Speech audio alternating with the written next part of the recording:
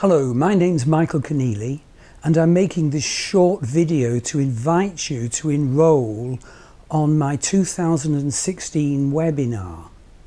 I'm running 4 webinars all together linked to Western astrology and Vedic astrology courses, and this particular webinar I'm talking about now is my level 2 Vedic astrology.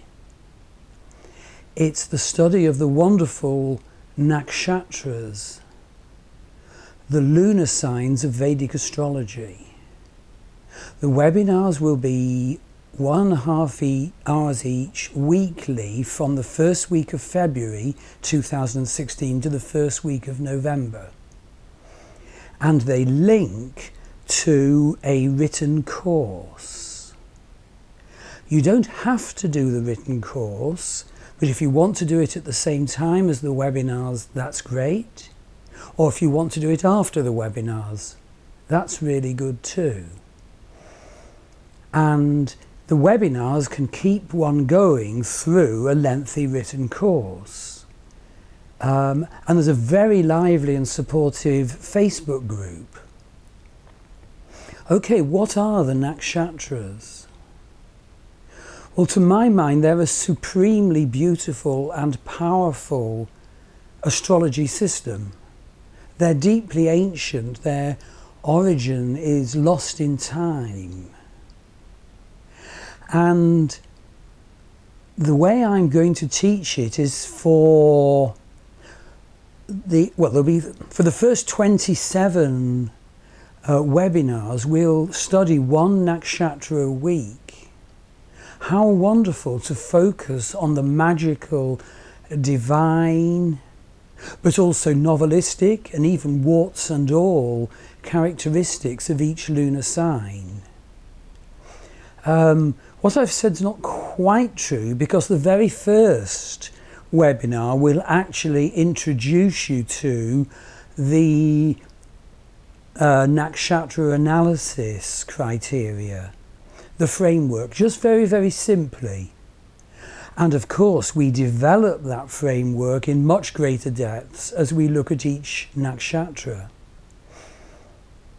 And so the study of the 27 individual nakshatras gives way to part 2 later in the year, where we look at interpretation techniques using the nakshatras. They are incredibly powerful sequential analysis studies so that you can understand what each nakshatra means for you personally. And there's deeply powerful extensions of your predictive astrology understanding.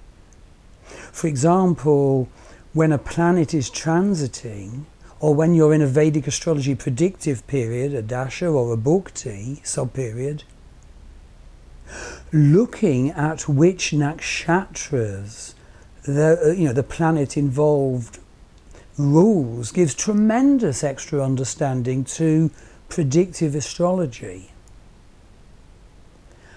So let me focus, just to help you understand, on one nakshatra in particular. And I'm going to focus on the first nakshatra, which is Ashwini. Now, when we're studying the nakshatras, I don't just reel off the characteristics. I don't just reel off the assessment criteria. Basically, I always seek to make the study of the nakshatra personalized to you and authentic. So we look at how that nakshatra appears in your chart, and we look at any planets you have occupying that nakshatra.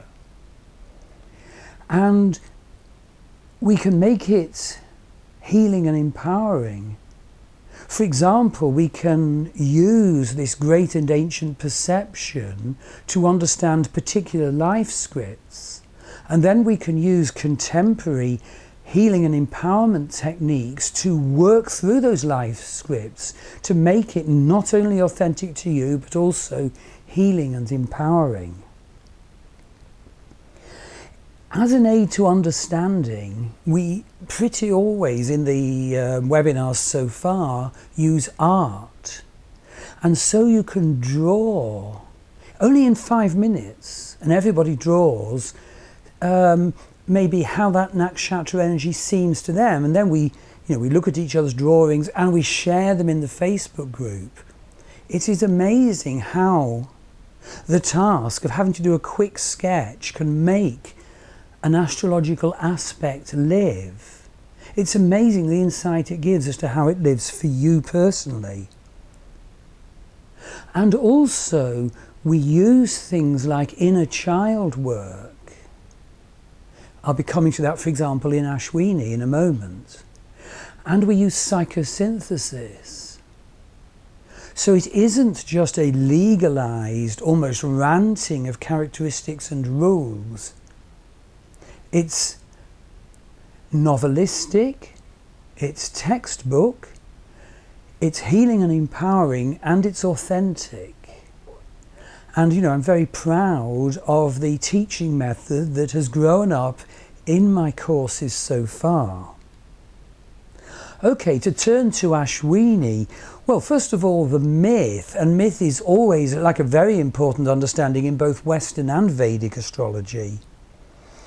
And so the myth of Ashwini is that the sun had a wife called Sajna, and she found him too much. He shone, he was egoic, he was overpowering, and she felt absolutely panicked and that he didn't really see her. So unfortunately, perhaps, she played a trick on him. She got her sister, the shadow Chaya, to lie by her husband's side. She morphed into being a mare, a female horse, and she sought refuge in the forests of earth. And he didn't really notice the change for a bit, because he's obviously a busy star with lots of planets to hold in their orbits. But eventually sort of it twigged that she'd gone. And so he identified where she'd gone to, and he turned himself into a stallion, and he pursued her to the forests of earth, and they mated and became reconciled. And of their union was born 2 stallions, the Ashwini Kumars, the healer of the gods. So that's a very brief snatch of the myth. But what does the myth tell us? Well, first of all, that Ashwinis are born out of sexual panic. And that's a very important thing to look at in their early life and to understand and heal. Secondly, that they are somewhat driven. And so, for example, the symbol of Ashwini is a stallion streaking across the skies of dawn. How can you relate to a stallion streaking across the skies of dawn? And so the important epitome of Ashwini is the horse tamer. And of course the risk is that an Ashwini, particularly an Ashwini moon, sun or ascendant, will burn him or herself out. They can have to retire early. And so of course the stress of all this makes them healers. And that's why the Ashwini twins, the Ashwini Kumara, are the healers of the gods. And so Ashwinis are always about healing, and a very rapid sort of healing, like ambulance men or ambulance women. And intuitively they know the deep metaphysical principles underlining illness or disease and healing. So, just to mention a few of the analysis criteria, well, there's the gunas, rajas, tamas and sattva. They're at 3 levels with each nakshatra, and you may be surprised or not to hear that Ashwini are rajas, rajas, rajas. Rajas is desirous. Incidentally, my moon is tamas, tamas, tamas, which is sort of so very different. In terms of the doshas, they're vata. And that actually in itself makes them more prone to illness. But of course that can produce healing. In terms of the aims of life, they are orientated to Dharma. In terms of the Gana, they are Deva nakshatras, orientated to the divine. Elementally they're air, and that can make them ungrounded. And their exalted planet is the sun, and so that gives them very big issues of identity. So of course, negatively, they can be the stubborn zealot rushing around like a horse, but favourably they're pioneers, heroic and courageous. And you have to learn how to love an Ashwini, understand their idealism and purity, understand their need for independence, but heal the way they can fail to connect with love, just sort of race and let love melt. So I've tried to give you a very brief explanation of the webinars and the linked course. So in the notes associated with this video, you can see how to enroll. You can go for more details to the course website, which is my level 2 Vedic astrology course, www.nakshtrasadvancedcourse.com. The webinar is every Thursday, 1900 hours UK time, starting Thursday the 4th of February 2016. And of course there's a lot more details about the minutiae that are studied in the course on the website. So this truly is an inspired and inspirational course. You don't have to know Vedic astrology already. It is an advantage to know some, but you don't have to have done my level 1 course. It is standalone. It really is a very great opportunity.